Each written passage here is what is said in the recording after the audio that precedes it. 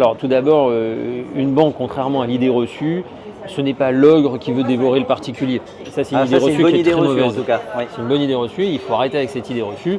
Je ne travaille pas pour les particuliers contre les banques et je ne travaille pas pour les banques contre des particuliers. C'est une très mauvaise idée reçue. Les banques, c'est un système de marge. Elles achètent l'argent avec un taux de base qui est fixé par un marché européen, pour faire simple. Et ensuite, elles répartissent leur marge. La marge qu'elles appliquent, ce ne sont pas des marges démesurées. Elles impliquent leurs employés, donc il faut payer ses employés, l'électricité, l'eau, comme un boulanger paierait sa farine, son électricité, l'eau, L'électricité, c'est encore un vaste débat.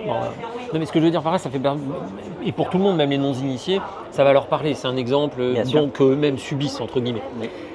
Mais la banque, sa marge, elle reste à peu près la même. Quand vous empruntez à 4,50, c'est parce qu'ils ont emprunté l'argent à 4,20.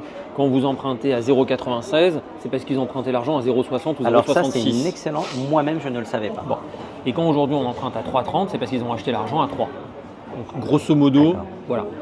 À côté de cela, ce qu'il faut comprendre, c'est que justement, le marché est redevenu très actif à la période estivale comme à chaque fois, parce que la loi de transition énergétique a été avalée, les banques ont su s'adapter, elles ont vraiment proposé des solutions pour les particuliers.